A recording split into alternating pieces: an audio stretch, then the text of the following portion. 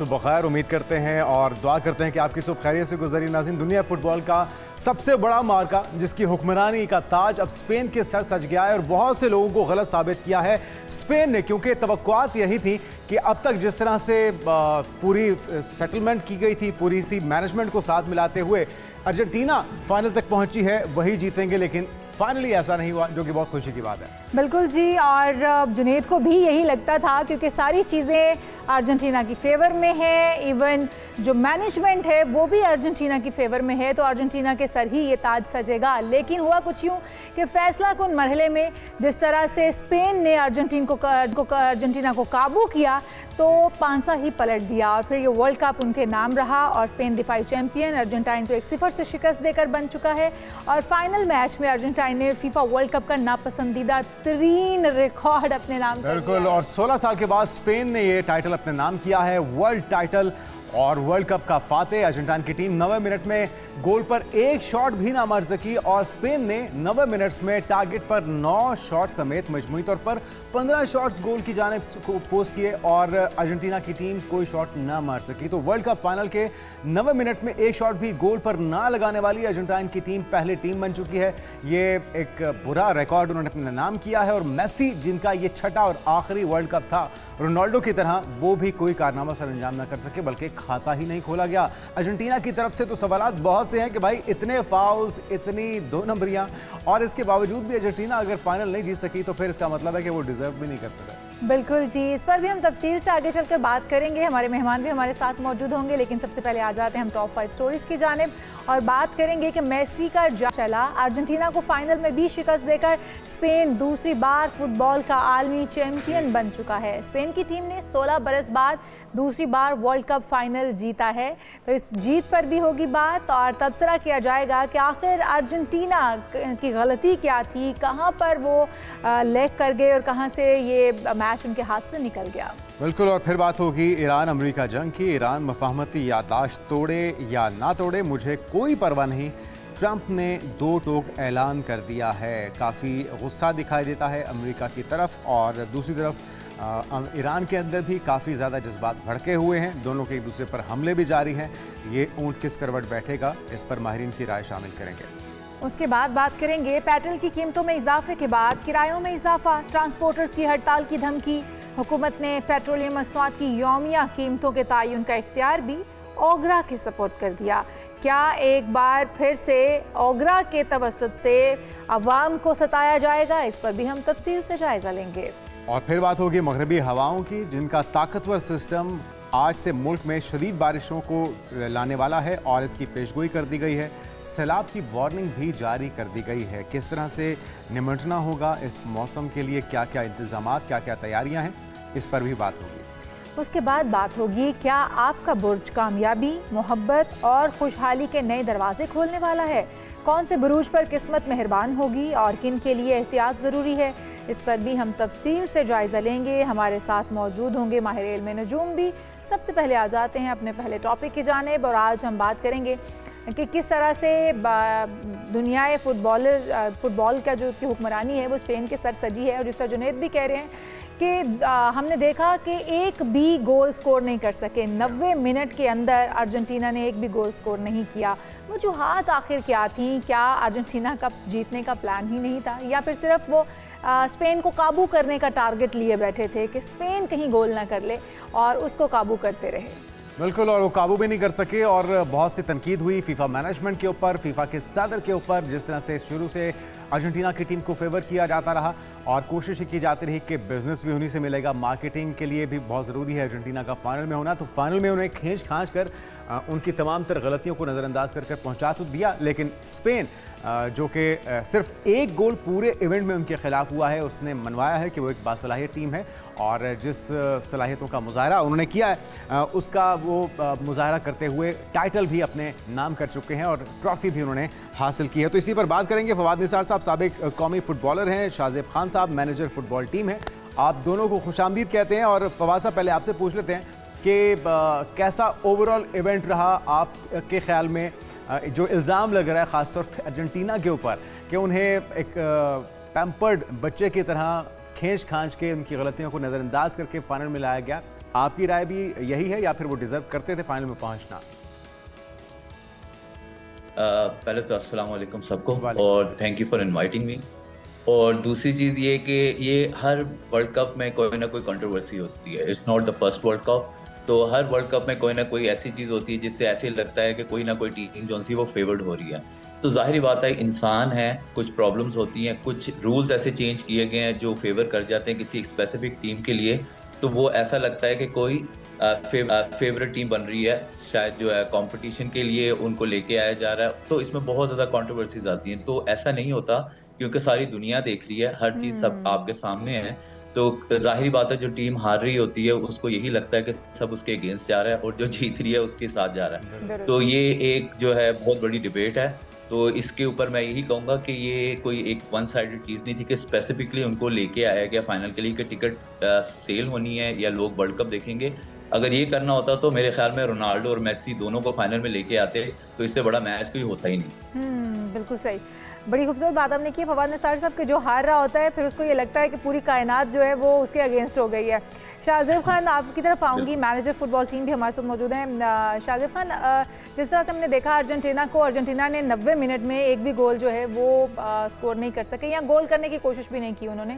तो क्या वो सिर्फ स्पेन को काबू करने में लगे रहे? उनका गोल करना जो है वो उनके टारगेट का या उनके हदफ का हिस्सा नहीं था? वो क्या करने की कोशिश कर रहे थे? और हमें जो उन्होंने रिकॉर्ड, बदतरीन रिकॉर्ड कहेंगे इसको, जो उन्होंने बनाया है, इस पर क्या कहते हैं आप? क्योंकि इस वक्त बड़ी चहमगोइयाँ हो रही हैं। अस्सलाम वालेकुम। पहले तो बहुत शुक्रिया आप लोगों ने मुझे इनवाइट किया।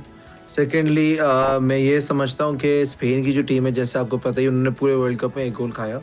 तो स्पेन की टीम का तो स्टैंडर्ड बिल्कुल ये अलग था, बहुत अच्छी फुटबॉल खेली। हमने देखा था इस टूर्नामेंट की फेवरेट्स अर्जेंटीना भी नहीं, फ्रांस थी। तो जितनी आसानी से उन्होंने फ्रांस को हराया था, तो सबको पता था। देखिए, मैच में ना सबसे इम्पोर्टेंट पोजीशन मिडफील्ड होती है।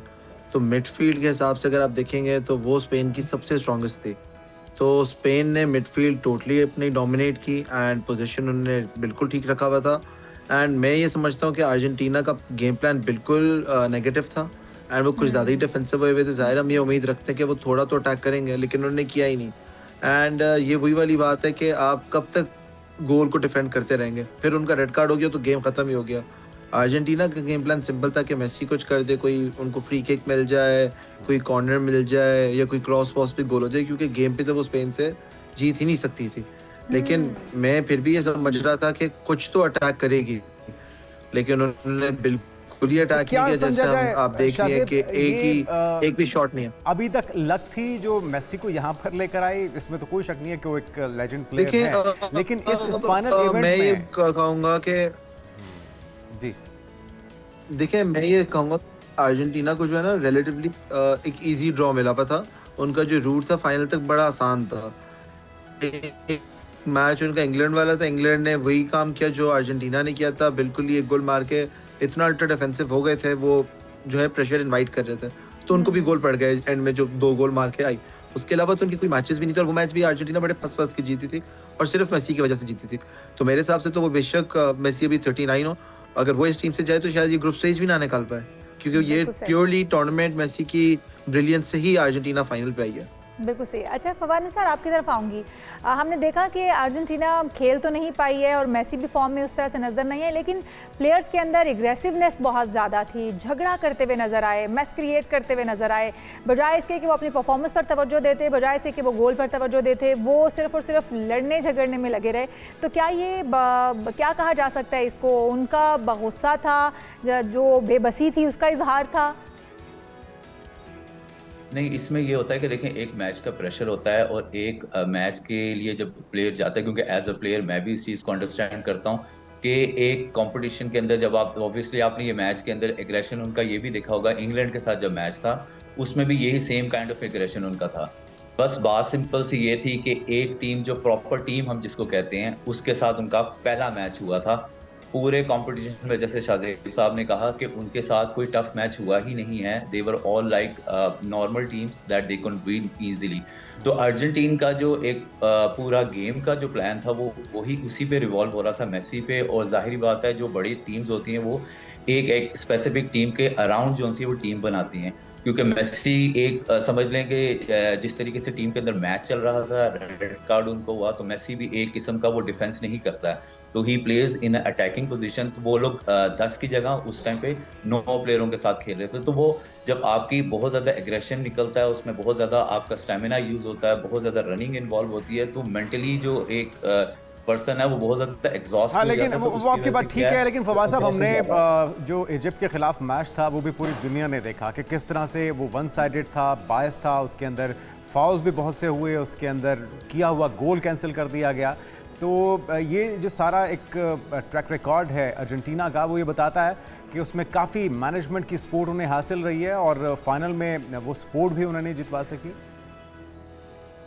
नहीं, मैं यही बात कहूंगा, अगर सपोर्ट होती तो फाइनल में भी एक पेनल्टी किक उनको मिल जानी चाहिए थी, जिससे वो ड्रॉ हो जाता, रेड कार्ड ना होता, वो रिवर्स हो जाता वीआर के थ्रू। तो डिबेटेबल तो फिर बहुत ज्यादा चीजें हैं। हम फिर और वही मैं बात जो कहूंगा कि इजिप्ट के खिलाफ मैच था उस पर क्या आपकी राय है? इजिप्ट के खिलाफ जो मैच था उसमें भी यही था कि कंट्रोवर्सी देखें ये चीज की बनती है, फिर वो बात आती है जहां पे लेफ्ट साइड से जो फाउल हुआ था, जो राइट साइड से, तो वो हम देखते हैं इनिशिएट कहाँ से होता है, क्योंकि उसने रेफरी की गलती वहां ये थी कि उसने उस मैच का जो पूरा मूवमेंट था उसको होने दिया, जहां के होना ये चाहिए कि जैसे ऑफसाइड का रूल है, अगर ऑफसाइड हो गया है तो जो लाइनमैन है उसकी ड्यूटी है कि अगर पीछे से इंस्ट्रक्शन नहीं आ रही, he is supposed to raise his flag to let everyone know there is a offside. वो क्या करते हैं कि पूरा मूवमेंट होने देते हैं, उसके बाद बताते हैं। तो उस मैच में भी यही हुआ था कि वो पूरा और मूवमेंट फवाद भाई, होने के आपकी बाद, अपनी गोल होने टीम के बाद फाइनल मैच में आपकी अपनी फेवरेट कौन सी थी, स्पेन और अर्जेंटीना में?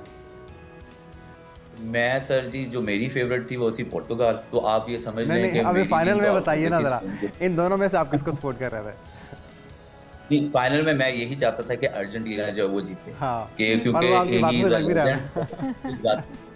नहीं, वो अच्छा, मैं ये चाहता था कि मैं जी जी जी जी जी शाहजेब खान साहब, आपकी तरफ आऊँगी। आप खुद भी फुटबॉल टीम के मैनेजर भी हैं, तो आप क्या कहते हैं, हमारी फुटबॉल तो हमारी वहाँ पर मौजूद होती है, लेकिन टीम हम नहीं इस होती। टूर्नामेंट के अंदर खुद भी हम चाहते हैं कि हमारी टीम भी जाए, लेकिन अनफॉर्चुनेटली हम फुटबॉल में बहुत पीछे रह गए हैं, हमारी टीम वहाँ तक अभी नहीं पहुँच पाई है। तो कितना टाइम लगेगा हमारी टीम को भी बनने में, संवरने में और इस काबिल होने में कि वो भी इस इंटरनेशनल इवेंट का हिस्सा बन सके? देखिए, इंशाल्लाह उम्मीद तो रखनी चाहिए। आप जैसे देख रहे हैं, हर वर्ल्ड कप में सक्सेस स्टोरीज होती हैं, जैसे कैपे वर्डे थी, इस तरह की टीमें आती हैं जो छोटे छोटे मुल्क होते हैं जिनकी पॉपुलेशन है, आप देखिए हमारी सिटी से भी छोटी है। तो आई थिंक ये मोहसिन गिलानी साहब के लिए चैलेंज है और मुझे पता है वो ये चैलेंज पूरा भी कर सकते हैं।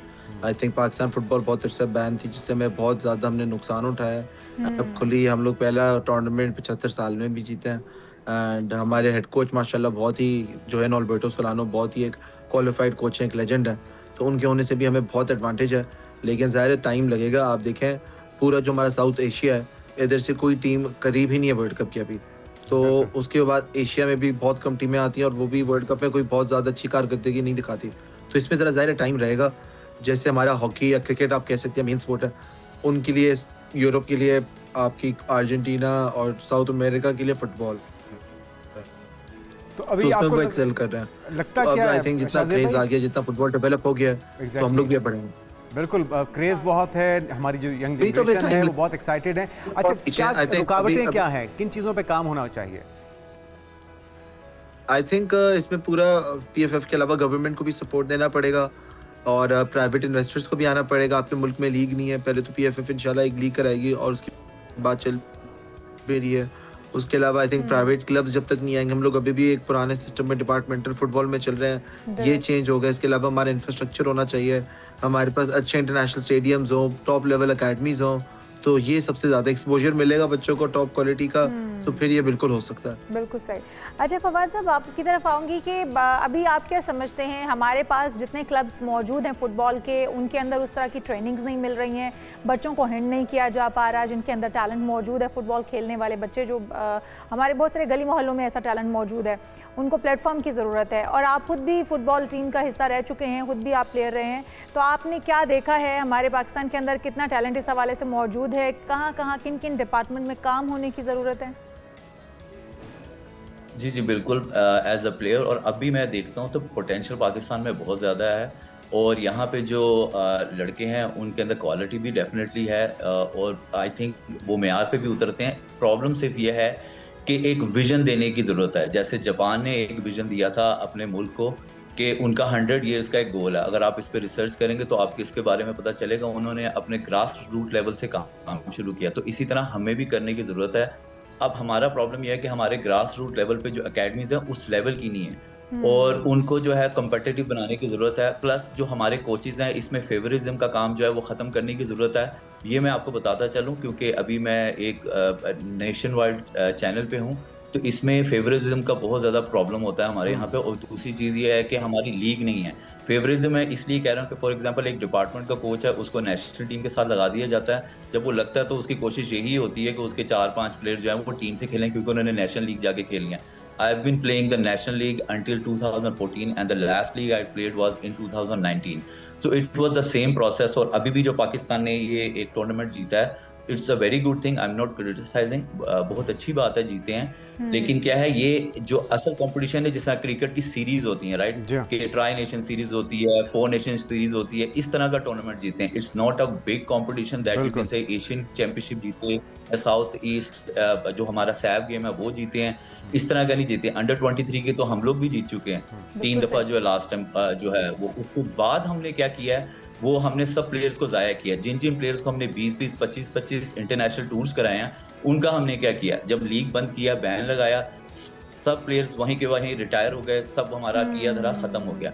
अब आप दोबारा से एक उसको स्टार्ट हमने करेंगे, अपने फिर प्लेयर्स को ऐसे खुद शुरू गंवा करेंगे। दिया है, खुद उन्हें वेस्ट कर दिया है। पाकिस्तान में पोटेंशियल बहुत है, बहुत से After every decade it happens. It बिल्कुल। happens almost और इन after चीज़ों को every बदलने की decade। ज़रूरत है 10 years फवाद में साहब, एक बिल्कुल सही कह रहे हैं आप। और हम उम्मीद करते हैं कि हमारे स्पोर्ट्स बोर्ड को, फुटबॉल मैनेजमेंट को भी इस चीज़ का एहसास होगा और बहुत जल्द हमारी टीम जो है वो इंशाल्लाह इंटरनेशनल भी खेलेगी। उससे पहले लीग्स का इंतज़ाम करना होगा ताकि उन प्लेयर्स को पॉलिश भी किया जा सके। बहुत शुक्रिया, हमारे साथ फवाद निसार, शाहजेब खान मौजूद थे, आप दोनों मेहमानों का। बिल्कुल, और काम करने की ज़रूरत है। फुटबॉल वहाँ पहुँच सकती है तो हमारी टीम को भी पहुँचना चाहिए, और उसके लिए वजारत खेल को और फुटबॉल फेडरेशन को संजीदगी से इस पर काम करने की ज़रूरत है। बिल्कुल जी, यहाँ पर एक ब्रेक शामिल करते हैं, हम कहीं मत जाएगा, दीगर हम इशूज़ होंगे इस ब्रेक के बाद। Stay with us. Welcome back. Iran और अमेरिका के दरमियान कशीदगी एक बार फिर से ख़तरनाक हद तक बढ़ चुकी है, जहां दोनों ममालिक की क़यादत ने एक दूसरे के खिलाफ सख्त बयानात और जवाबी इक़दामात का सिलसिला तेज़ कर दिया है। और उसके असरात भी हम देख रहे हैं। अमेरिकी सदर ट्रंप जो कि ख़ुद तो गुज़िश्ता रोज़ हम देखा कि काफ़ी मैच में एंजॉय कर रहे थे, ट्रॉफीज़ दे रहे थे जीतने वाली टीम्स को भी, और दो टोक अंदाज में अब वो ये कह रहे हैं कि ईरान मुफाहमती यादाश्त तोड़े या ना तोड़े उन्हें इसकी कोई परवाह नहीं है, क्योंकि अमेरिका अवलीन मकसद उसका ये है कि ईरान को किसी भी सूरत जौहरी हथियार हासिल नहीं करने दिया जाएगा, उससे रोका जाएगा। और इसी मकसद के तहत वो कहते हैं कि उन्होंने अमरीकी अफवाज को ईरान के खिलाफ सख्त कार्रवाई की हिदायत भी जारी कर दी है।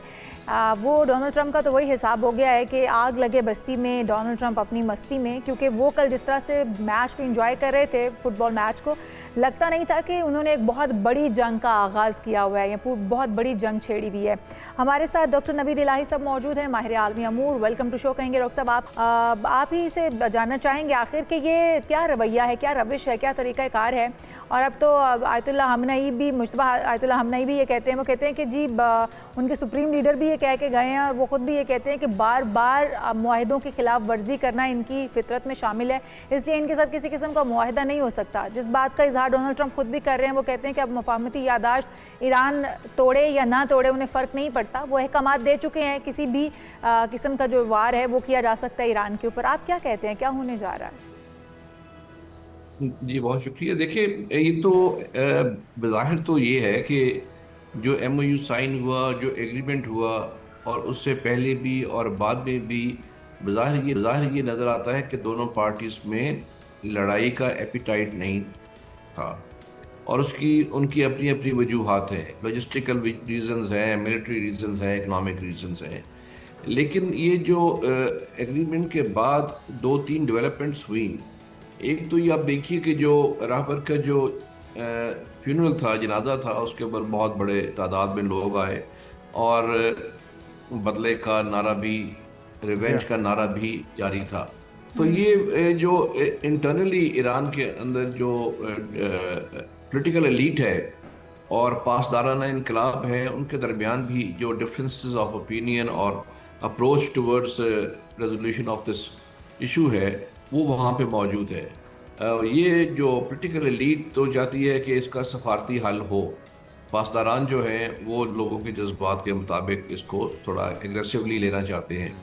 दूसरी तरफ आप देखिए कि जैसे जेडी वैंस ने, जो अमेरिकन वाइस प्रेसिडेंट हैं, उन्होंने ये कहा है कि इजरायली हुकूमत के कुछ अनासर हैं जो अब अमरीकी अवाम के जहन में जहर घोल रहे हैं कि ये एग्रीमेंट नहीं होना चाहिए और वो ईरान के साथ सुलह का ये एग्रीमेंट ख़त्म कर दें।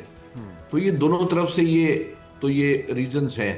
सही। मैं ये समझता हूँ कि जो एग्रीमेंट है वो बड़ा एक तारीख साज एग्रीमेंट था, लेकिन अभी चूंकि बीच में चंद रोज थे, 60 शायद दिनों का रखा था टाइम कि इसको मोडेलिटीज तय की जाएंगी, उसमें कुछ अभाम कई जगहों पे नजर आ रहा था जिससे दरार पड़ी है। जैसे कि स्टेट ऑफ हॉर्मस पे फ्यूचर एडमिनिस्ट्रेशन किसकी होगी, अगर ये तय हो गया कि इसको खोल दिया जाएगा, लेकिन किन शराइत पे कौन करेगा, कैसे करेगा, वो एक इशू जो है वो भी बन गया। और दूसरा देखिए कि जो सैंक्शंस थी ईरान के ऊपर, उस पर रिलीफ का भी कहा गया था, लेकिन उस पर भी लैतुल्लाल की गई अमेरिका की तरफ से कि अब करेंगे तब करेंगे, उसको मशरूत करना शुरू किया। इसी तरह फ्रोजन एसेट जो थे ईरान के, लेकिन डॉक्टर साहब अभी ये जो 60 दिन का टाइम फ्रेम था, इसमें ये सारी चीज़ें तो तय होना बाकी थी, लेकिन हमने देखा कि थोड़ा सा जिस तरह से आप भी कह रहे हैं कि फ्यूनरल के मौके पे जो जज्बात सेंटिमेंट्स भड़के हैं और ये रियलाइजेशन भी हुई है उनकी मिलिट्री की आदत हो कि अवाम उनके साथ खड़ी है, बदला लेना है,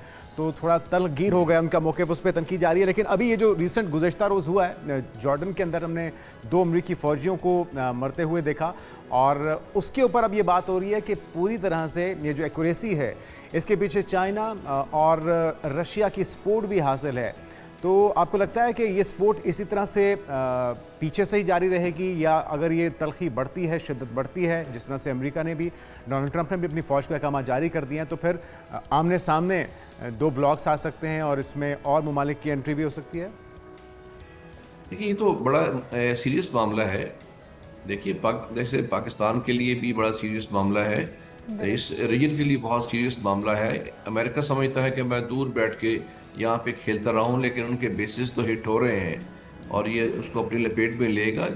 और जहाँ तक चाइना और रशिया का इसके बैक में होना है, उस पर तो ठीक है, वो जाहिर है कि उसके खिलाफ, अमेरिका के खिलाफ एक ब्लॉक है, लेकिन ईरान का अपना भी जो ड्रोन और मिसाइल सिस्टम है वो काफ़ी एक्यूरेट है। आपको मालूम है कि रशिया को भी ये एक्सपोर्ट करते हैं ड्रोन्स, जो कामाकाजी ड्रोन्स भी करते हैं जो यूक्रेन के खिलाफ, उसमें तो उनको काफ़ी महारत हासिल हो चुकी हुई है। और आई एम श्योर कि टेक्नोलॉजी भी मिल जाती होगी, आजकल तो इस तरह का दौर है, टेक्नोलॉजी मिल जाती है। और सपोर्ट चाइनीज़ और रशियन सपोर्ट तो जाहिर है कि वो होगी। और पता भी है कि जब भी ऐसी मामला होता है तो अमेरिका चाइना और रशिया के खिलाफ सपोर्ट कर देता है, तो इससे चीज़ें यहाँ पे एग्रीमेंट होती हैं। लेकिन मैं ये समझता हूँ, तो इसका मतलब है डॉक्टर साहब, ये सिर्फ जज्बात में नहीं हो रहा, ये कैपेबिलिटी ईरान के पास है, वो सोचते समझते कैपेबिलिटी है, अमेरिका के सामने खड़ा है। जी जी, कैपेबिलिटी है, लेकिन उसकी एक विल भी है। लेकिन मैं समझता हूँ ये कोई लॉन्ग टर्म, देखिए ये जो विंडो ऑफ अपॉर्चुनिटी है ना, ये ज़्यादा देर खुली नहीं रहती।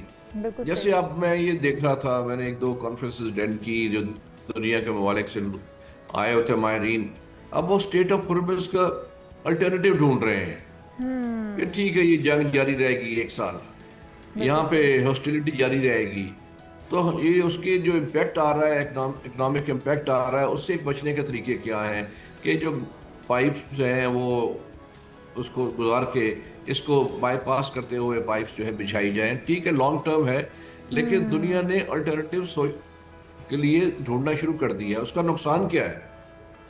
नुकसान ये है कि अगर उन्होंने फोकस अल्टरनेटिव ढूंढने पे कर दिया, तो ये जो लॉन्ग टर्म पीस के लिए एफर्ट है ये मांद पड़ जाएंगी और ये जंग जो है जो सारे ममालिक ये चाहते हैं कि जंग खत्म हो जाए जल्द से जल्द, क्योंकि उनकी इकॉनमी उससे मुतासिर हो रही है, एक पेट्रोलियम किल्लत जो पैदा हो रही है। अगर ये कोई मुतबादल रास्ता ढूंढ लिया गया तो फिर शायद लोगों के लिए इतना इंपॉर्टेंट ना रहे इस जंग को ख़त्म करवाना। बहुत शुक्रिया। हमारे साथ मौजूद थे डॉक्टर नवीद इलाही साहब, माहिर आलमी अमूर हैं आप। और सिर्फ आपनाए हुर्म, आगे अगला जो प्लान है वो बाबुल मंदब का है कि अगर इसको बंद किया जाएगा तो फिर अगला बाबुल मंदब भी बंद कर दिया जाएगा, और इसी तरह अगर तमाम बहरी रास्ते बंद कर दिए जाएंगे तो ये बहरी बेड़े जाएंगे कहाँ से और तरसील तमाम अशिया की कहाँ से मुमकिन हो पाएगी। इससे बहुत सारे ममालिक के ऊपर एक भारी भरकम बोझ पड़ेगा, जिसमें पाकिस्तान भी अल्टीमेटली शामिल होगा और बहुत सारे दीगर ममालिक भी। एक ब्रेक लेते हैं, ब्रेक के बाद एक अहम मौजू है और वो है गोल्ड की और सिल्वर की और दीगर कमोडिटीज़ की बढ़ती हुई कीमतें। एक बार फिर से उसके असरात मार्केट के ऊपर पड़ रहे हैं, कितना ऊपर जा सकता है, क्या सही वक्त है बाइंग का, इस पर ब्रेक के बाद बात करते हैं। Stay with us. मैं एक बार फिर से आपको खुशामदीद कहते हैं नाजरीन, और अभी आपको बताएं कि आलमी और मकामी जो बिलियन मार्केट में सोने की कीमतों में एक बार फिर से ऊंची उड़ान हमें नज़र आ रही है। हालिया नुमाया कमी थी, उसके बाद सिर्फ एक ही दिन में सोने की कीमतों में एक बड़ा इजाफा रिकॉर्ड किया गया है, जिसके नतीजे में अब मुल्क भर में जो 24 कैरेट फी तोला सोना है उसकी कीमत बढ़ गई है और 2400 जो रुपए है वो बढ़ गई है। तो एक अच्छा जंप, बड़ा जंप लगा है। बिल्कुल अच्छा जंप तो आप ऐसे करें जिस तरह आप इसके हक में है। लगता है आपने भी काफ़ी बड़ी इन्वेस्टमेंट कर रखी है, लेकिन ये क्या सही वक्त है? क्या इस वक्त इन्वेस्टमेंट करनी चाहिए या अभी और इंतज़ार करना चाहिए, कहीं एक और डिप तो नहीं आने वाला? ये सारा कुछ जानते हैं। हमारे साथ मौजूद हैं रियाज बुखारी साहब, गोल्ड मार्केट एक्सपर्ट भी हैं और इंसाइक्लोपीडिया भी हैं ट्रेडिंग से रिलेटेड मामलात का। तो बुखारी साहब आपको वेलकम कहेंगे। सबसे पहला सवाल, बुनियादी सवाल तो यही है कि कुछ इजाफा हो चुका, लेकिन तवक्कुआत तो यही है और जो फोकास्ट करने वाले पंडित हैं वो यही कह रहे हैं कि इस साल के आखिर तक इसने बहुत ऊंची उड़ान भरनी है। तो यही बेहतर वक्त होगा इन्वेस्टमेंट का या अभी थोड़ा और वेट कर लेना चाहिए? गोल्ड 5600 था तो मैं मना करता था कि आपने नहीं खरीदना और इसमें एक अच्छा खासा डिक्लाइन आएगा जी। और ये नंबर्स हैं, ये नंबर्स बढ़ते हैं और घटते हैं। अगर हमें नंबर्स का मालूम हो तो हम अंदाज़ा लगा सकते हैं कि गोल्ड या सिल्वर कब अप होगा, कब डाउन होगा। मुझे डिजिट्स का, जुनेद साहब आप मैथ तो समझते होंगे, जानते होंगे, पढ़ा होगा थोड़ा बहुत तो समझते हैं। लास्ट डिजिट कौन सा है मुझे ये बताइए। आई थिंक 9 है बुखारी साहब। 9 है और इसके स्क्वायर जी 9 है। अब देखें 9 अक्टूबर 2025 को जो गोल्ड ने अपना लो बनाया था वो 39.44 था, फिर उसने अपना लो बनाया 39.48 और ये अक्टूबर में उसने बनाया है। ठीक है, यहाँ से एक बुल मार्केट स्टार्ट हुई है और वो 5600 पे वो चली गई मार्केट। अगेन वहाँ से उसमें हमने एक डिक्लाइन देखा और ये 39.42 पे ये मार्केट आ गई है और जो ही ये 40 के अंडर आती है तो वहाँ से हम एक देखते हैं कि वापस ये हो जाती है। अब मैं इशाल साहबा से ये पूछूं कि अक्टूबर से लेके जनवरी तक, जनवरी में 5600 बना तो कितने महीने होते हैं ये बताइए मुझे। जनवरी से अब तक? अक्टूबर से जनवरी तक, अक्टूबर, नवंबर, दिसंबर, जनवरी, 4 महीने टोटली। नहीं, आपने अक्टूबर को नहीं गिनना। अक्टूबर को नहीं गिनना तो 3 महीने हो गए। ये 3 महीने हो गए। अब जनवरी से जुलाई में देखें कितने महीने हो गए? 7 महीने, 6 महीने। ठीक है, जनवरी को भी छोड़ दिया। ठीक है, 6 महीने। ठीक है। अच्छा, लेकिन बुखारी साहब ये बताइएगा, जिस तरह आप भी महीनों के हिसाब से हमें बता रहे हैं, क्या गोल्ड कभी इतना डिक्लाइन करेगा जैसे आप कह रहे हैं कि 65 पे 50 पे दोबारा से आ सके? क्या इस हद तक नीचे जाएगा और किस साल में जाके, किस सन में जाके जा सकता है? नहीं, एक चीज मैं आपको बताऊं, देखें अक्टूबर 25 से लेके जनवरी 2026 तक 3 महीने ये अप गए मार्केट, फिर ये 6 महीने नीचे आई। ठीक है, ये एक सीरीज है। अगर आप अक्टूबर से लेके जुलाई तक देखें तो 9 महीने बनते हैं, यानी 3, 6, 9। ये एक बहुत जबरदस्त नंबर है और यहाँ से मैं समझता हूँ कि मार्केट जो है एक वापस ये हो जाएगी। इसमें हम एक अच्छी खासी तेजी देख सकेंगे। लेकिन जुनेद साहब बता रहे थे कि कह रहे हैं 3500 हो जाएगा, कह रहे थे कितना हो जाएगा, 3600 हो जाएगा। इसके इम्कानात नहीं लग रहे बुखारी साहब जी? इसके इम्कानात नहीं लग रहे कि इससे मजीद नीचे जाए, जो नंबर्स आप भी बता रहे हैं और हम भी सुन रहे हैं? अभी देखें, ये जो 9 डिजिट्स मैंने आपको बताया ना, ये 9 माह का इसका टाइम साइकिल है इसका। अब कोई भी मार्केट देखें आप, यानी ग्रीन कैंडल 9 बन रही हो तो देखेंगे आप 10वीं कैंडल जो है वो रेड होगी, मार्केट वहां से डिक्लाइन होगी। इसी तरह 9 साल में बुल मार्केट हो तो उसके बाद जो है वो एक डिक्लाइन उसमें आता है, बेयर मार्केट स्टार्ट होती है। 9 जो लास्ट डिजिट है, तो इसमें एक बहुत बड़ी मूव हम देखते हैं अब ये देखिए कि पहले जो है अक्टूबर में 39.44 यहाँ से बुल मार्केट स्टार्ट हुई और अब भी ये 39.42 से मार्केट बाउंस बैक हो जाती है, तो लिहाजा ये एक अच्छा वक्त है, मैं समझता हूँ। मैं एडवाइजर तो नहीं हूँ, खरीदारी के मैं लिए समझता हूँ ये जो एक अच्छा वक्त है कि इस वक्त गोल्ड जो ख़रीदना चाहते हैं वो ख़रीद लें। तो कितना को गोल्ड ख़रीद लेना चाहिए, डिक्लाइन का सही टाइम कौन सा होगा, और फिर जब डिक्लाइन आ रहा हो, नीचे जा रही हैं प्राइजेस, उस वक्त ख़रीदना ज़्यादा बेहतर नहीं रहेगा बुखारी साहब? और फिर एकदम से कीमतें बढ़ किस महीने में जाएंगी, किस साल में जाएंगी, उसके हवाले से क्या कहते हैं कि बेचना फिर कब चाहिए हमें? नहीं, देखिए फिलहाल तो ये अपने सपोर्ट लेवल पे है। मैंने पहले भी लास्ट प्रोग्राम जो किया था आपके साथ, तो मैंने यही कहा था कि 39 से नीचे मैं नहीं समझता, और जो ट्रेडर हैं उन्हें चाहिए कि वो अपना जो स्टॉप लॉस है वो नीचे रखें 39 के से नीचे अगर मार्केट क्लोज हो। और वहाँ से हमने देखा कि $250 वहाँ से हमने रिकवरी भी देखी है इसमें। ठीक है। तो फिलहाल मैं इसको समझता हूँ, ये डेली चार्ट आपके सामने होगा, अगर है आप देख रहे हैं उसमें, तो ये जो है एक सपोर्ट लेवल है। अगर वीकली, अगर टेक्निकल मैं इसमें बात करूं, वीकली चार्ट अगर देखें गोल्ड का, तो उसमें एक फॉलिंग वेज बन रही है। फॉलिंग वेज क्या होती है? बुलिश होती है। इसमें मार्केट जो है यानी अपवर्ड इसमें मूवमेंट होती है, इसकी ब्रेकआउट जो है अपवर्ड होती है। तो 80% ऐसा होता है। देखिए एक टाइम साइकिल हमें बता रहा है, दूसरा 369 की जो सीरीज है वो भी हमें यानी बता रही है कि ये जो है मार्केट इसमें बुखारी साहब, लेवल ये है। तो आपने ट्रेडिंग का बता दिया, अगर फिजिकली कोई गोल्ड और सिल्वर में इन्वेस्टमेंट करना चाह रहा है तो उसके लिए क्या मशवरा आपका? उसके लिए भी यही है कि मैं समझता हूँ कि यहाँ पे लेने में कोई हर्ज नहीं। देखें गोल्ड जो था जब 3.25 लाख रुपया तोला था, अब है 5.25 लाख रुपया तोला, तो ये 4.25 लाख रुपया तोला, तो उसमें कम से कम 1.5 मिलियन तो अब कम पे उसको मिल रहा है। जो उस वक्त खरीदते 6 लाख पे चला जाएगा, 7 लाख पे चला जाएगा। अच्छा बुखारी साहब, और किस किस चीज़ में इन्वेस्ट करें, क्योंकि टाइम भी कम है और हमारे जो इन्वेस्टर्स हैं वो भी देख रहे हैं कि किस चीज़ में इन्वेस्ट करना चाहिए, तो बता दीजिए प्लीज़ वो भी जल्दी जल्दी।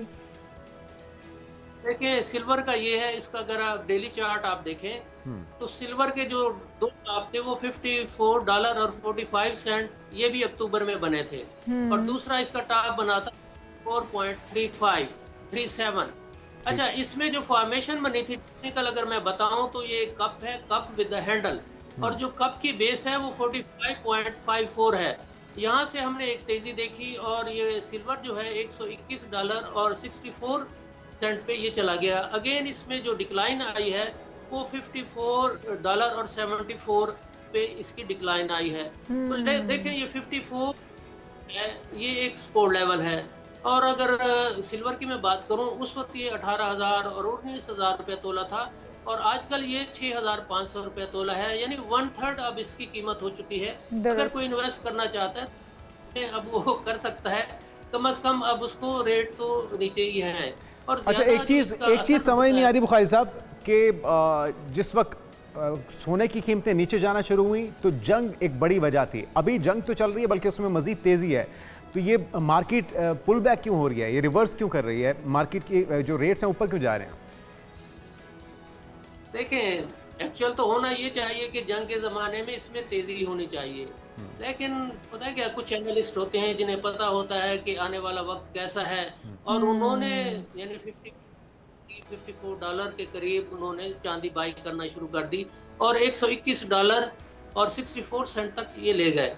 ये एक ट्रेडर्स हैं। आज देखते होंगे कि न्यूज़ आती है तो $200 ऊपर चला जाता है, न्यूज़ आती है $200 नीचे चला जाता है, लेकिन जो एक बड़ा ट्रेडर है, जो स्विंग ट्रेडर है, ये पोजीशन ट्रेडर है, जो लॉन्ग टर्म के लिए वो बाई करता है, तो ये लेवल उसके लिए बहुत अच्छे हैं। बिल्कुल सही जी। जो लोग अब इस वक्त इन्वेस्ट करना चाहते हैं, रियाज बुखारी साहब गोल्ड मार्केट एक्सपर्ट हैं, उन्होंने बड़े अच्छे आइडियाज़ दे दिए। उन्होंने कहा कि इस वक्त आप चांदी भी खरीद सकते हैं और गोल्ड भी, एक अच्छा टाइम है। बहुत शुक्रिया रियाज बुखारी साहब आपका। यहाँ पर शामिल करेंगे एक ब्रेक में जाएगा, स्टे विद अस। पेट्रोलियम मसनूआत की कीमतों में इजाफे के बायस हर चीज़ में महंगाई और महंगाई का तूफान, उसके लिए अवाम भी हो चुके हैं परेशान। मुख्तलिफ शहरों से नुमाइंदगान होंगे, उनसे अहवाल भी जानेंगे, और जो एक नई तजवीज़ है इशाल वो आपकी समझ में आ रही है, क्योंकि हमारी तो समझ से बाहर है कि रोज़ नए रेट्स आएंगे और उस पर ट्रांसपोर्टर्स की तरफ से और जो पेट्रोल मालिकान है, पेट्रोल पंप मालिकान है, उनकी तरफ से भी शदीद तहफ़्फ़ुज़ात का इज़हार किया जा रहा है। बिल्कुल, और जो ख़रीदार होगा, जो पेट्रोलियम एसोसिएशन से ख़रीदेगा, डेफिनेटली उसको भी इसमें नुकसान है। लेकिन फ़ायदा किसको है?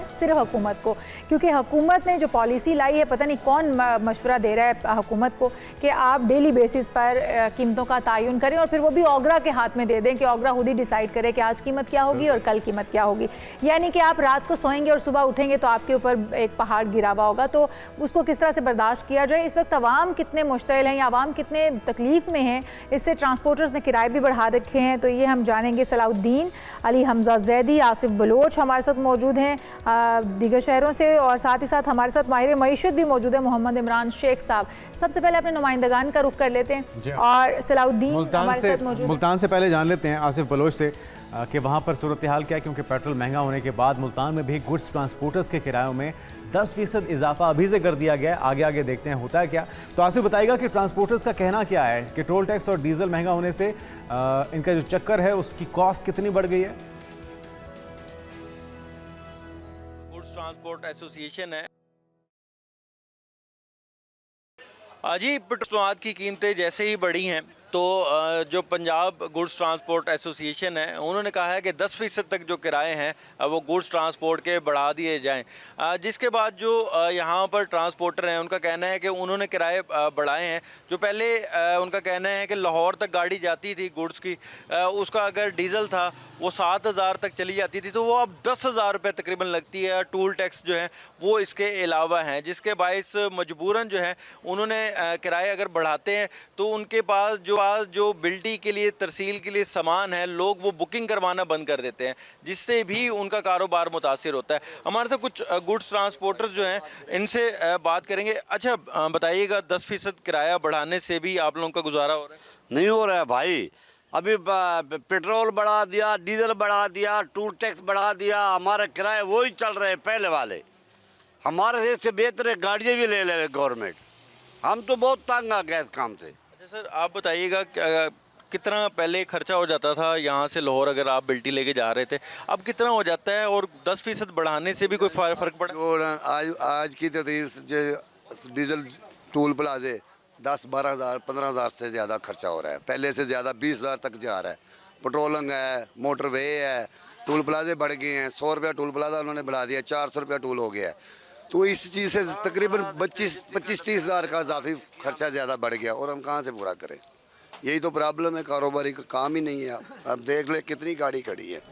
तो ये तेल की सब वजूहत आपको बताइए कि तेल जब तक नहीं क्लियर होगा, एक जगह पे तेल का रेट खड़ा हो जाए, काम चले, फिर। आसिफ बलोच, आपका बहुत शुक्रिया। मुल्तान से आप हमें अपडेट कर रहे थे। कॉस्ट बढ़ गई है, खर्चे बढ़ गए हैं, लेकिन उनकी जो बचत है उसमें हुकूमत भी हिस्सा डाल रही है। अली हमजा जैदी हैदराबाद से हमारे साथ मौजूद होंगे। अली हमजा, हैदराबाद में सूरत हाल क्या है, और मिनी मजदा गुड्स ट्रांसपोर्टर्स एसोसिएशन ने अगर अपने तहफ़्फ़ुज़ात से हुकूमत को आगाह किया है तो हुकूमत का रद्द-ए-अमल क्या है इस पर? जी बिल्कुल, मुल्क में साथ डीज़ल की कीमतों में इजाफा हो रहा है और रोज़ाना की बुनियाद पर ये इजाफा हो रहा है, जिसके बाद जो गुड्स ट्रांसपोर्टर्स के एसोसिएशन है, मिनी मजदा की एसोसिएशंस हैं, उन्होंने ये ऐलान किया है कि 10% तक किरायों में इजाफा कर दिया जाएगा। इस वक्त हैदराबाद में क्या सूरत हाल है? हैदराबाद के जो ट्रांसपोर्टर्स हैं, गुड ट्रांसपोर्टर्स, उन्होंने ये इजाफे का ऐलान किया है नहीं, उनसे बात करते हैं। आप बताइएगा कितनी परेशानी हो रही है? अब डीजल की कीमतों में रोज़ाना की बुनियाद पर इजाफा होता है, और क्या ऐलान किया है आपने कोई 10% इजाफे का एसोसिएशन के तहत? अभी हमने कोई ऐलान नहीं किया हुआ है। जैसे सरकार डीजल बढ़ाती है तो गरीब आदमी परेशान हो जाता है, ट्रांसपोर्ट वाले बेचारे परेशान होता है, तो किराया कैसे हम लगाएं? कोई समझ में नहीं आती है। हर कोई अपनी मर्ज़ी से डीज़ल बढ़ा रहा है। किसी गरीब का हम किराया लगा के भेजते हैं, वो बोलते हैं कि भाई इतना किराया क्यों लगा? हम भी मजबूर है, क्या करें, ट्रांसपोर्ट चलाते हैं, गाड़ियाँ हमारी चलती है डीज़ल पे। डीज़ल महंगा होगा तो हम भी लाजमी किराया भाड़ा, मजदूरी, हर चीज़ है, इस वजह से महंगी करनी पड़ती है, मजबूरी होती है। बस अल्लाह घर करें हमारे मुसलमान भाइयों को। ये पता नहीं क्या कर रहे हैं मुसलमान भाई, पाकिस्तान को लूट रहे हैं, गरीब आवाम मर रहा है, पीस रहा है, कोई अदालत नहीं है, कोई कार्रवाई नहीं है, हर कोई अपनी समरी पे ओके कर रहा है, डीजल बढ़ा रहा है, पेट्रोल बढ़ा रहा है, किराया बढ़ा रहे हैं।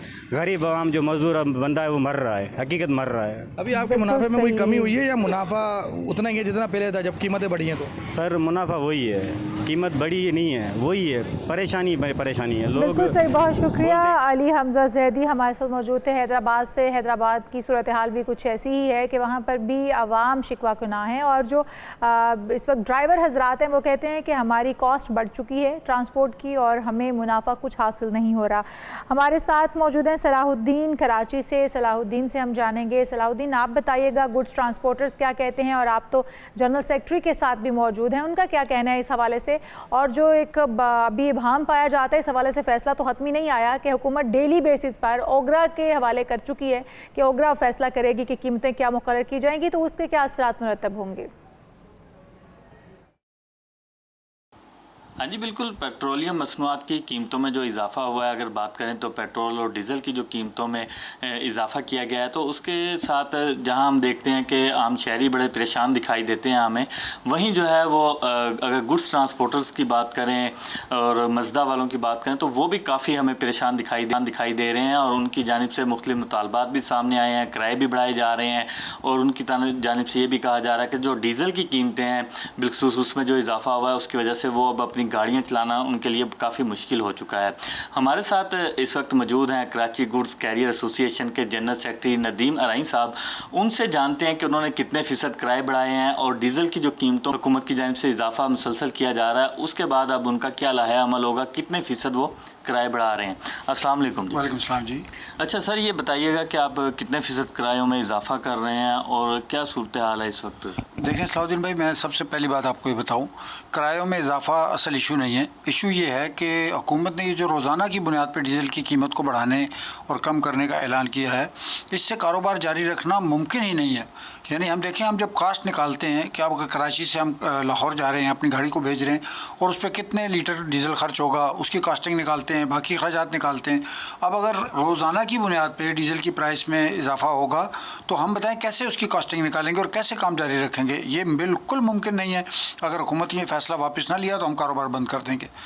अच्छा, सिर्फ कारोबार ही बंद करेंगे तो ज़ाहिर है गुड्स ट्रांसपोर्ट बड़ी अहमियत की हामिल है, तो इससे बाकी भी हमारे जो मसाइल हैं वो भी पैदा होते हैं, जो तरसील है बिलखसूस वो मुतासिर होगी, तो उसके लिए अब क्या करेंगे? देखिए, हमने फौरी तौर पे बिल्कुल कारोबार बंद करने का ऐलान नहीं किया। हुकूमत को टाइम दिया है और पूरे पाकिस्तान की जितनी भी एसोसिएशनें हर शहर की उनसे रब्ता कर रहे हैं और हम नहीं चाहते बिल्कुल कि हम हड़ताल करें। बहुत शुक्रिया सलाउद्दीन अली हमजा जैदी, आसिफ बलोच, हमारे नुमाइंदगान मुख्तलिफ शहरों से अहवाल बता रहे थे। मुल्तान, हैदराबाद और कराची की सूरत हाल तो आपने जानी। इमरान शेख साहब, आपने गुफ्तगू सुनी है, आवाम की दुहाई भी, ट्रांसपोर्टर्स की भी और एसोसिएशन की भी। एक तो पेट्रोलियम मसनूआत का महंगा होना महंगाई का बायस बन रहा है, लेकिन ये जो रोज़ नई कीमतों का तयन है, अभी तो ऐलान हुआ है, लेकिन वो कहते हैं अगर इसको इम्प्लीमेंट कर दिया तो ये तबाही होगी हर सेक्टर के लिए, तमाम स्टेक होल्डर्स के लिए। तो ये कौन लोग हैं जो ये मशवरे हुकूमत को दे रहे हैं, वजारत तवानाई को दे रहे हैं? और वो तो कहा तो ये जा रहा है कि ये प्रैक्टिकल भी नहीं है, इसके ऊपर अमल दरामद मुमकिन ही नहीं होगा। तो आपको लगता है कि ये एक फ़ायदेमंद तजवीज़ है या इस पर अमल दरामद मुमकिन भी हो सकता है? जी, अस्सलाम वालेकुम। जी देखें, सबसे पहले तो ये ना, ये जो मॉडल है जो हुकूमत लाने, सबसे पहले हमें ये समझना होगा कि दुनिया में रोज़ाना की जो बेसिस के ऊपर फ्यूल प्राइसिंग का मॉडल जो पहले ऑलरेडी मौजूद है, जर्मनी में, फ्रांस में, इवन तो इंडिया में भी, इटली में भी, लेकिन वहाँ पहले मजबूत अदारे, शफाफ कीमतों का निज़ाम, हकीकी मार्केट मुकाबला वो है और सार्फ का जो तहफ़्फ़ुज़ है ना, सबसे पहले वो कायम किया गया। अगर पाकिस्तान में ये इन्हीं बुनियादी शराइत के बगैर हम सिर्फ रोज़ाना कीमतों का निज़ाम जो है नाफिज कर देंगे तो इसका सबसे ज़्यादा बोझ जो है वो आवाम पर पड़ सकता है, जबकि मतलूबा माशी जो बजट है या हदफ है वो भी पूरा नहीं होगा, क्योंकि कारोबार ही नहीं चलेंगे। और ये जो असल बहस है रोज़ाना कीमतों की नहीं होनी चाहिए, बल्कि गुड गवर्नेंस की, शफाफियत की और आवाम की तहफ़्फ़ुज़ की होनी चाहिए। अच्छा, क्योंकि इमरान भाई यहाँ पर तो सूरत हाल मुख्तलिफ है, यहाँ पर हर डिपार्टमेंट अपने अपने हिसाब से कमाता भी है और खाता भी है। तो अगर यही सूरत हाल हमारे मुल्क में जिस तरह से जारी है, उसके बाद इसका नफाज कर दिया जाता है, जो कि अभी तजवीज़ में है, बज़ेर गौर है अभी फैसला, तो फिर उसके क्या समझते हैं असरात क्या मुरतब होंगे अवाम पर, कारोबारों पर, और क्या इसको यकीनी बनाया जा सकता है पाकिस्तान जैसे सिस्टम में? और अगर ओगरा के हाथ में दे दिया जाता है तो क्या उसमें शफाफियत भी बाकी रहेगी? देखिए, सबसे बड़ा सवाल आपने शफाफियत का कर दिया, जिसके ऊपर अवाम ट्रस्ट नहीं करते हैं। देखिए, आज पाकिस्तान का आम आदमी शदीद महंगाई में ज़िंदगी गुजार रहा है। तनख्वाहें उस रफ्तार से नहीं बढ़ रही जिस रफ्तार से अखराजात बढ़ रहे हैं। ऐसे हालात में अगर हुकूमत रोज़ाना फ्यूल प्राइसिंग ला रही है, तो इसे कम से कम आमदनी वाले तबके या ख़ास तौर पर मोटरसाइकिल इस्तेमाल करने वाले अफराद के लिए खुसूसी रिलीफ भी देना चाहिए था। अब ये वो रिलीफ के बगैर अगर हम इतनी स्ट्रिक्ट पॉलिसीज़ लेके आएंगे, तो बिजनेस के पहले ये हालात है कि हम जो अपना मतलूबा हदफ है GDP का, वो भी हम अचीव नहीं कर पा रहे, और ऊपर से इस तरह की जो पॉलिसीज़ हैं ये बहुत सेटबैक देंगी बिजनेसेस को भी और डेली वेजेस को। खास तौर पे उसका जो डेली बेसिस का बजट है वो इंतहाई एज पे पहले ही खड़ा है, और we are just you can say that कि हम उनको वैसे डीप वाटर्स की तरफ धकेल रहे हैं जो कि डेली वेजर्स हैं। उनके लिए कोई आगे रास्ता नजर नहीं आ रहा। तो अभी आपके ख्याल में अगर आगे रास्ता नज़र नहीं आ रहा और ये गैर शफाफियत के साथ इम्प्लीमेंट नहीं हो सकता, तो फिर वे आउट क्या है? ये 15 दिन वाला जो निज़ाम पहले चल रहा है वही बेहतर होगा, जिससे अवाम को भी फ़ायदा हो, कारोबार भी बेहतर अंदाज में चल सके? वो तरीक़ाकार क्या हो सकता है फिर?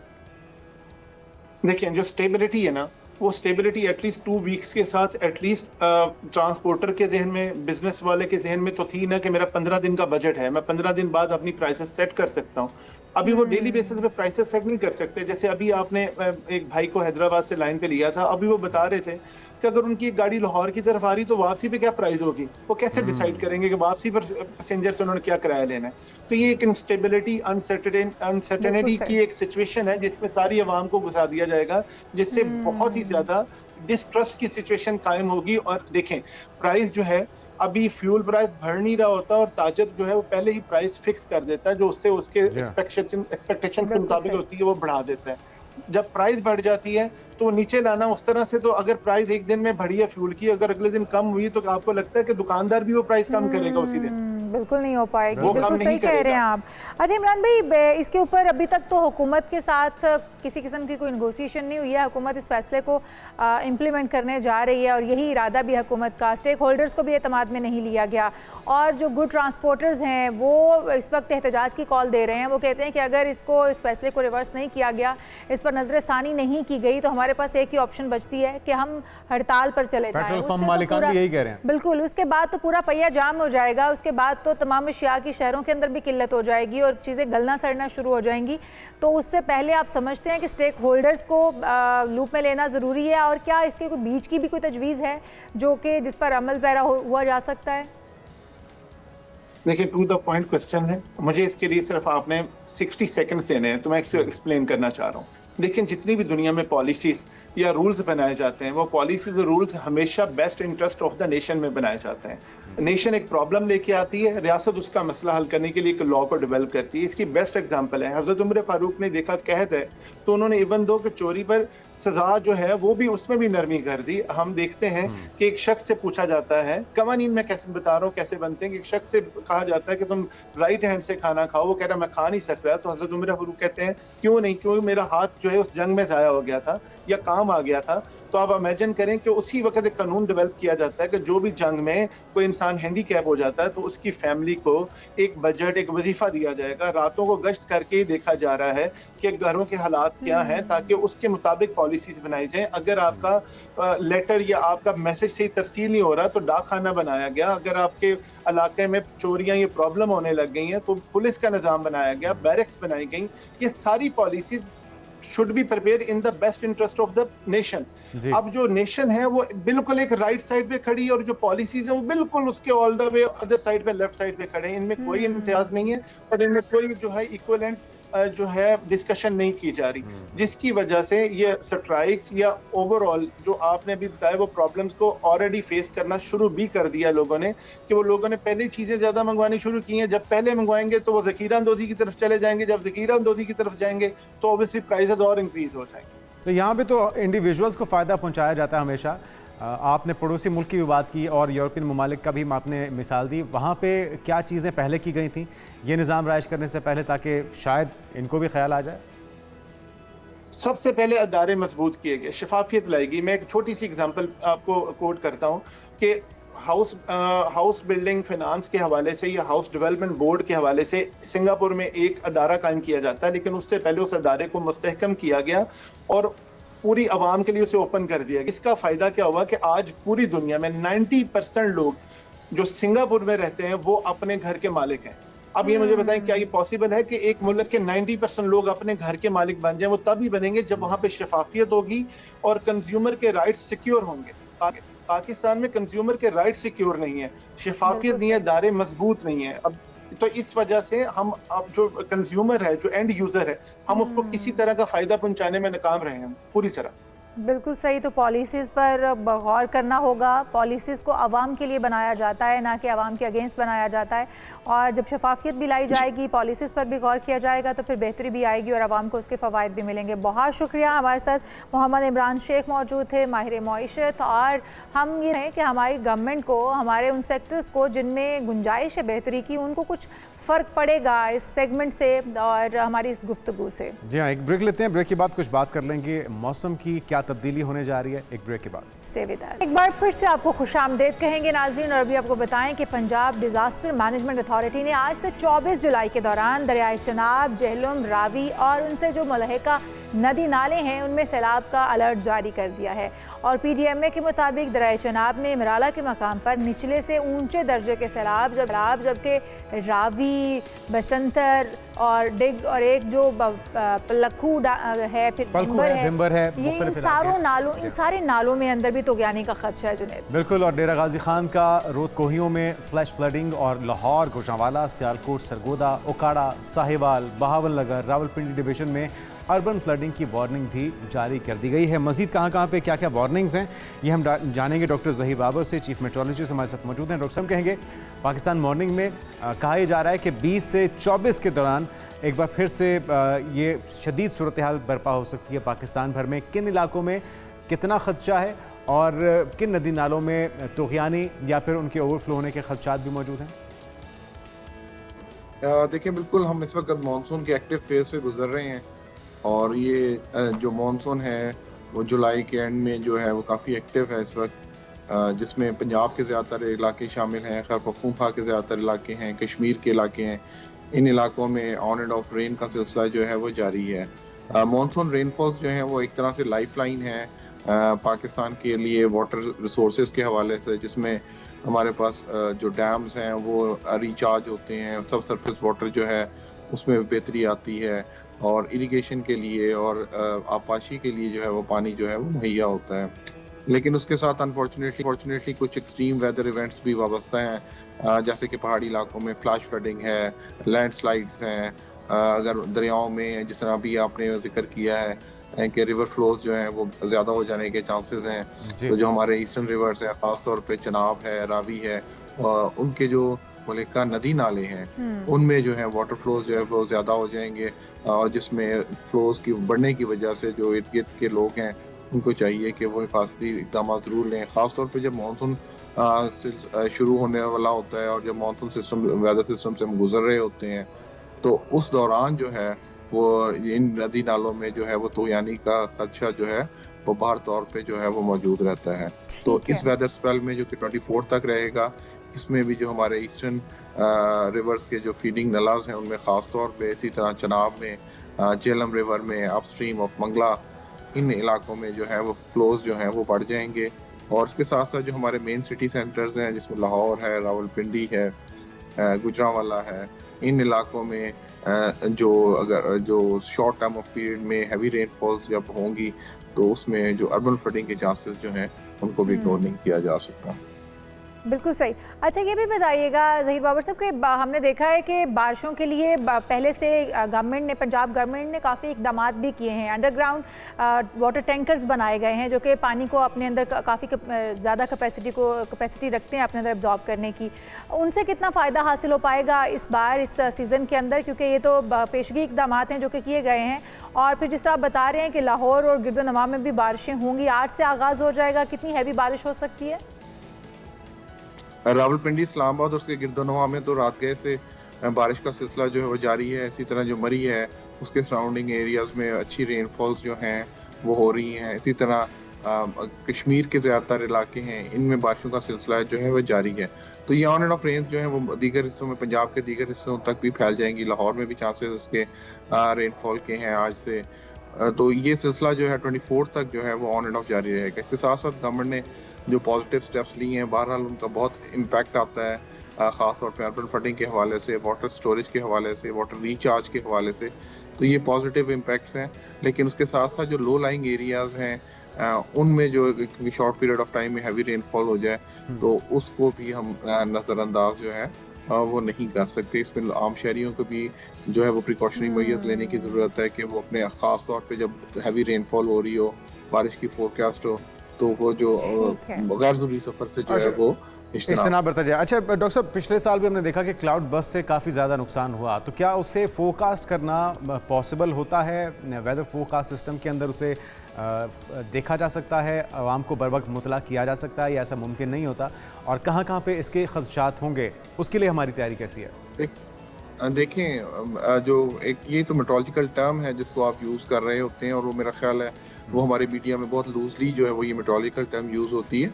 ओवरऑल मॉनसून रेनफॉल्स के अंदर जो है वो शॉर्ट पीरियड ऑफ टाइम में हैवी रेनफॉल्स होती हैं, और और अगर आप क्लाइमेट चेंज के बैकग्राउंड में या सिनेरियो में देखें तो ओवर द इयर्स हम देख रहे हैं कि शॉर्ट पीरियड ऑफ टाइम में हैवी रेनफॉल्स के जो एपिसोड्स हैं वो ज़्यादा हो रहे हैं, और जो क्लाइमेट मॉडलर्स हैं, जो क्लाइमेट मॉडल्स हैं, वो भी यही फोरसी कर रहे हैं कि आइंदा आने वाले दिनों में जो एक्सट्रीम वेदर इवेंट्स हैं जो कि शॉर्ट पीरियड ऑफ टाइम में हैवी रेनफॉल की सूरत में होंगे, उनमें भी उसकी जो फ्रीक्वेंसी और इंटेंसिटी में जो है वो इजाफा होगा।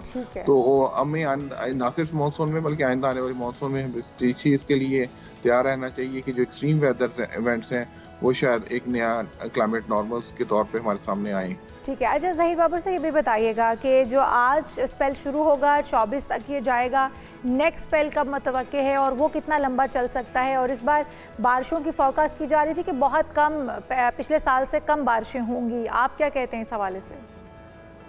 जी बिल्कुल, ओवरऑल जो अगर हम मानसून सीजन की रेनफॉल्स देखें तो जो मॉडल्स हैं और मेट ऑफिस की जो फोरकास्ट हैं वो यही इंडिकेटिव हैं कि अगर पूरे मानसून की रेनफॉल पीरियड को एवरेज किया जाए, यानी कि जुलाई, अगस्त और सितंबर की अगर रेनफॉल्स को अगर हम कंसिडर करें तो ओवरऑल हमारे पास जो रेनफॉल्स हैं वो बिलो नॉर्मल जो है वो एक्सपेक्टेड हैं इस साल में। लेकिन इसके साथ साथ हमें जो एक्सट्रीम वेदर इवेंट्स हैं, हैवी रेनफॉल इवेंट्स हैं, वो भी इग्नोर नहीं कर सकते, और एवरेज से कम होने का हरगिज़ ये मतलब नहीं है कि बारिशें नहीं होंगी। तो ओवरऑल जो है इस स्पेल में जो है वो अच्छी बारिश एक्सपेक्टेड है। इसके साथ साथ ये हमारे पास मानसून सीजन जो है वो जुलाई में भी के साथ साथ अगस्त तक रहते हैं, और मिड सितंबर तक हमारे पास जो है वो मानसून विंड्स जो हैं वो रहती है। उसके बाद फिर मिड सितंबर के बाद ये मानसून विंड्स का रिट्रीवल शुरू हो जाता है। तो हमें ओवरऑल जुलाई में अच्छी बारिशें मिलेंगी, अगस्त का पूरा महीना है जिसके अंदर हम रेनफॉल एक्सपेक्ट करेंगे, और उसके बाद फिर मिड सितंबर के बाद फिर वो जो ड्राई पीरियड है वो शुरू। बहुत शुक्रिया doctor Zaheer Babar, chief meteorologist हमारे साथ मौजूद थे। भरपूर मानसून के सीज़न का स्पेल इस वक्त जिससे हम गुजर रहे हैं, और ये सिलसिला आगे अगस्त में भी और जुलाई के अंदर भी जारी रह सकता है। इसके लिए तमाम इदारे तो मुतहरिक हैं, आवाम को भी जो एडवाइजरीज जारी की जा रही हैं उस पर अमल दरामद की ज़रूरत है ताकि किसी भी किस्म के नुकसान से, हंगामी सूरत से बचा जा सके। बिल्कुल जी, अब आगे बढ़ते हैं और आगे बढ़ते हुए बात कर लेते हैं चांद की। तो आज इंटरनेशनल मून डे मनाया जा रहा है। दुनिया भर में आज चांद का जो आलमी दिन है उसके मनाने का मकसद भी यह है कि इंसान की चांद तक रसाई की तारीखी कारनामे जो हैं उनको खराज तहसीन पेश किया जा सके, और खलाई तहकीक और जुस्तजू के बारे में अवामी शऊर उजागर करना भी इसका मकसद है। तो ये दिन हर साल 20 जुलाई को इस तारीखी मौके को की याद में मनाया जाता है जब 1969 में इंसान ने पहली बार चांद की सतह पर कदम रखा था। अब तो चांद पर प्लॉट्स भी बिक रहे हैं, होटल्स बन रहे हैं, और बल्कि जुनेद और मैं तो बुकिंग भी करवा रहे हैं, हम साए होंगे हम वहाँ पर भी। आप और उससे पहले मैं चाहूँगा कि यहाँ पे पहले एक बुकिंग करवा लें इतने हमारी सेविंग हो जाए। लेकिन बहरहाल जिनके पास इतने वसाइल हैं वो ऐसा कर भी रहे हैं। मुख्तलिफ ममालिक में खलाई तहकीक, साइंसी तालीम और मुस्तकबिल के कमरी मिशन से मुतल्लिक तकरीबात, सेमिनार्स और आगाही प्रोग्राम्स आज के रोज़ मुनक्किद किए जाते हैं, और इसका भी मकसद ये है कि नई नस्ल को साइंस, टेक्नोलॉजी और खलाई तहकीक की जानिब राग़िब किया जा सके, बैनुल-अक़वामी ताउन को फ़रोग़ दिया जा सके, कि तो सभी आज फिर अपने अपने चांद को सेलिब्रेट करें। बिल्कुल जी, अपने अपने चांद को नहीं, इस चांद को सेलिब्रेट करना है जिसको आप रात जो है वो आसमान पर चमकते हुए देखते हैं, जो कि आपकी रात को खूबसूरत बनाता है। लोग जो है वो अपने अपने महबूब को भी चांद से तशबीह देते हैं, तो ये तो शायरों के अफसाने हैं जो कि वो कहते रहते हैं, लेकिन आपने इस चांद को सेलिब्रेट करना है।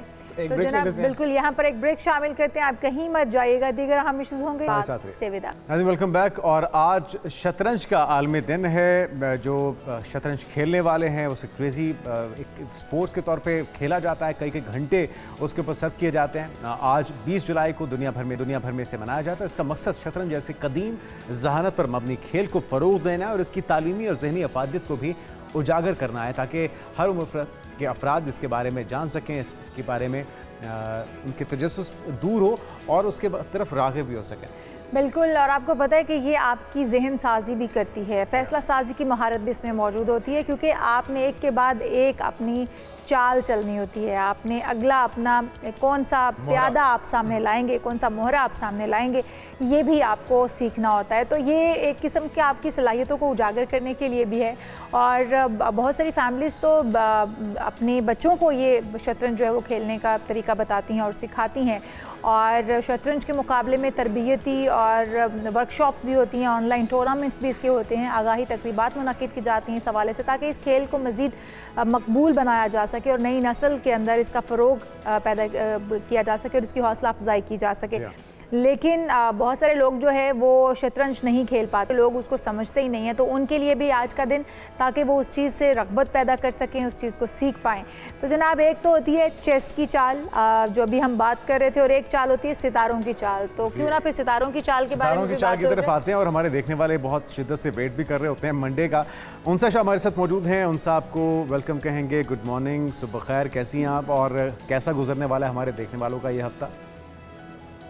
गुड मॉर्निंग, सुबह खैर। अल्हम्दुलिल्लाह मैं बिल्कुल ठीक ठाक हूँ। आप कैसे हैं दोनों? माशाल्लाह बहुत फ्रेश। और आप भी हमें बिल्कुल फ्रेश और खूबसूरत हमेशा की तरह लग रही हैं। अब हमारे देखने वालों का हफ्ता भी खूबसूरत है या नहीं, वो भी बता दें। Thank you. फर्स्ट जो स्टार है वो है एरीज, और एरीज के लिए जो कार्ड है वो एस ऑफ कप्स का कार्ड है।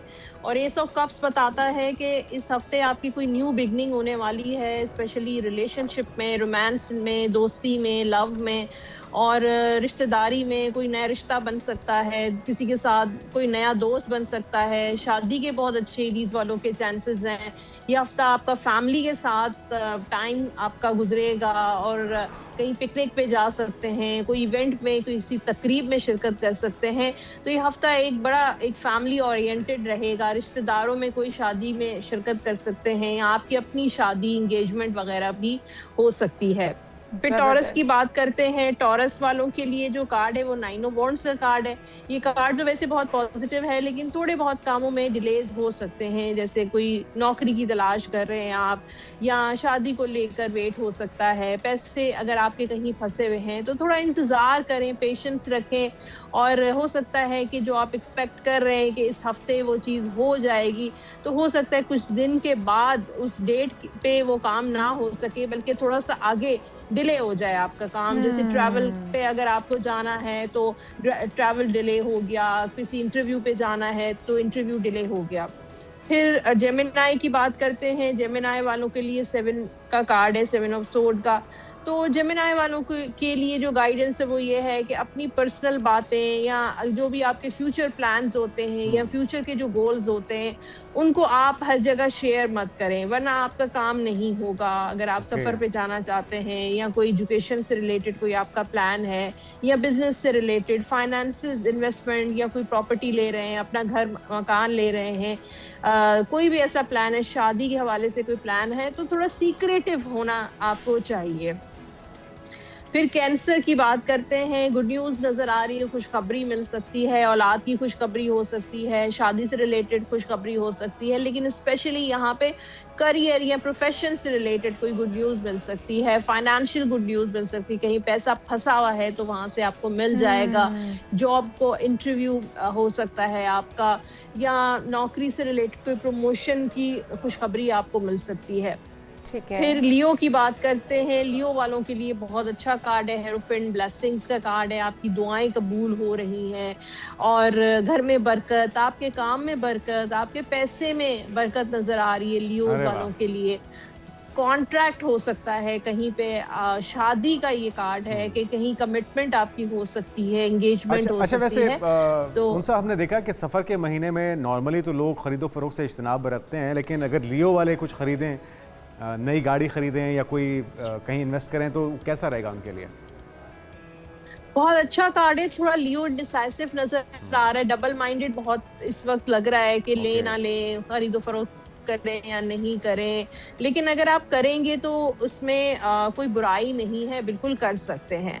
तो एक गाड़ी खरीदना या घर खरीदना भी एक कॉन्ट्रैक्ट की तरह होता है, तो बिल्कुल आप खरीदो फरोख्त कर सकते हैं, बल्कि बरकत वाला टाइम नजर आ रहा है लियोज वालों का। फिर बात करते हैं वर्गो की, और वर्गो वालों के लिए जो कार्ड है वो क्वीन ऑफ कप्स का कार्ड है। इस हफ्ते थोड़ा अपने आप को टाइम दें, सेल्फ लव, सेल्फ केयर की तरफ थोड़ा सा होना चाहिए वर्गो वालों के। थोड़ा रेस्ट करें, आप अपना वॉक करने चले जाएं, कोई ऐसी एक्टिविटीज करें जो आप इंजॉय करते हैं, दोस्तों के साथ मेरे ख्याल में उनसे पहले ही सेल्फ लव में मुब्तला होते हैं, तो मजीद आपने मशवरा दे दिया कि इस हफ्ते भी सेल्फ लव में पड़े रहें। हाँ, तो अच्छी बात है। हाँ, इस हफ्ते का कार्ड ही ऐसा ही है कि हाँ, अपना ख्याल रखें, सैलून चले जाएं, अपने आप को ग्रूम करें, शॉपिंग कर सकते हैं आप, अपने लिए ये टाइम आपने स्पेंड करना है वर्गो वालों को। फिर बात करते हैं लिब्रा वालों का कोई ट्रैवल तो नहीं है कहीं पर, सेहत ठीक रहेगी इस हफ्ते? फिलहाल ट्रैवल मुझे नज़र नहीं आ रहा, और सेहत आपकी बिल्कुल स्टेबल रहेगी। रेस्ट करें, मेडिटेट करें, मेडिटेशन आपके लिए बहुत अच्छा रहेगा। योगा कर सकते हैं, आपके स्ट्रेस रिलीज हो जाएगा, क्योंकि सेल्फ लव में तो यही होता है ना कि रेस्ट करें, रिलैक्स करें, और जो है अपने आप को वक्त दें, तो ये जबरदस्त। फिर अब बात होगी लिब्रा वालों की। लिब्रा वालों के लिए जो कार्ड है वो पेज ऑफ कप्स का कार्ड है। कोई खुशखबरी, कोई गुड न्यूज़ मिल सकती है। ट्रैवल पे नहीं जा पा रहे तो ट्रैवल पे जा सकते हैं। पैसों से रिलेटेड खुशखबरी मिल सकती है, लेकिन इस हफ्ते पैसा खर्च होगा आपका दोस्तों या फैमिली के साथ। कोई आप कहीं जा रहे हैं, आ रहे हैं, या किसी तरीके से पैसा आपका खर्च हो रहा है, या कहीं इन्वेस्टमेंट कर रहे हैं, कोई खरीदारी कर रहे हैं, तो आपका पैसा इन्वेस्ट होगा। स्कॉर्पियो की बात करें, यहाँ पे 3 ऑफ वॉन्ड्स का कार्ड है, तो इस हफ्ते आप बहुत सोशल नजर आ रहे हैं। अपना सोशल नेटवर्किंग, लोगों के साथ मीटअप हो सकता है, मीटिंग्स हो सकती हैं, जॉब इंटरव्यू हो सकता है, कोई फाइनेंशियल डील हो सकती है। तो बहुत सारे लोगों के साथ, दोस्तों के साथ कोई हैंग आउट हो सकता है। तो काफ़ी एक्टिव नज़र आ रहा है स्कॉर्पियो इस वीक में। फिर सेजिटेरियस की बारी है। लव लाइफ अच्छी रहेगी, बिजनेस अपॉर्चुनिटीज़ हैं, जॉब अपॉर्चुनिटीज़ हैं। हाँ बिल्कुल, यहाँ पे देखिए व्हील ऑफ फॉर्चून का कार्ड है, तो सेजिटेरियस वालों के लिए अप एंड डाउन रहेगा, झटके थोड़े बहुत आ सकते हैं, लेकिन ये है कि लक उनके साइड पे है, किस्मत उनके साथ है।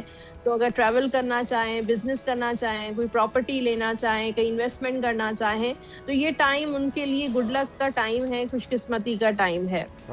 फिर बात करते हैं इनकी कैप्रिकॉर्न की। यहाँ पे 8 ऑफ वॉन्ड्स का कार्ड है, तो ट्रैवल है। एक तो एजुकेशन से, स्टडी से रिलेटेड ट्रैवल हो सकता है, या काम से रिलेटेड ट्रैवल हो सकता है, दोस्तों के साथ, फैमिली के साथ। और इसके अलावा बहुत एक्टिव नज़र आ रहा है कैप्रिकॉर्न, बहुत सारे लोगों के साथ मुलाकातें, बातचीत, नेटवर्किंग, सोशलाइजिंग, अपने कॉन्टैक्ट बढ़ाएंगे, लोगों के साथ मुलाकातें करेंगे। एक्वेरियस की बात करते हैं। थोड़ा सा एक्वेरियस वालों को अपनी सेहत का ख़ास ख्याल रखना है, ओवर स्ट्रेस, ओवर बर्डन नहीं होना है। थकावट अगर आपको होती है तो थोड़ा ब्रेक ले लें, रेस्ट करें। और मुझे मल्टीपल जिम्मेदारियां उन्हें एक्वेरियस पे, कि कारोबारी जिम्मेदारियां, घर की जिम्मेदारियां, फाइनेंशियल जिम्मेदारियां, तो मल्टीपल काम और मल्टीपल रिस्पॉन्सिबिलिटीज़ नज़र आ रही हैं।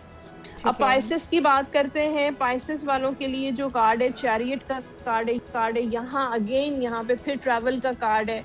फिर कोई काम आपका है, कोई गोल है आपका, कोई मकसद है आपका, तो उसको अचीव करने के लिए आपको स्ट्रगल करनी पड़ेगी। शॉर्टकट कोई नहीं है, चैलेंजेस है, स्ट्रगल है, और उसके बाद जो आप चाहें वो आप हासिल कर सकते हैं। उसमें कामयाबी आपको ज़रूर मिलेगी। कहीं पैसा फंसा हुआ है, कोई प्रॉपर्टी लेनी है, कोई कारोबार करना है, कोई नौकरी तलाश कर रहे हैं, तो थोड़ी सी मतलब दौड़ भाग आपको करनी पड़ेगी। एक्टिविटीज बिल्कुल एफर्ट तो करनी पड़ेगी, फिर ही कामयाबी जो है वो मुकद्दर बनेगी। बहुत उनसा शाह, माहिर इल्म नजूम, आप हमारे साथ मौजूद थी हमारी रहनुमाई के लिए, और ये सितारों का हवाल हम बताते हैं आपकी रहनुमाई के लिए। बाकी जो इल्म है वो तो अल्लाह के पास है, लेकिन इससे आप रहनुमाई ले सकते हैं। प्रोग्राम का वक्त भी ख़त्म हो चुका है, तो हम आपसे चाहेंगे इजाज़त। अपना बहुत सारा ख्याल रखिएगा।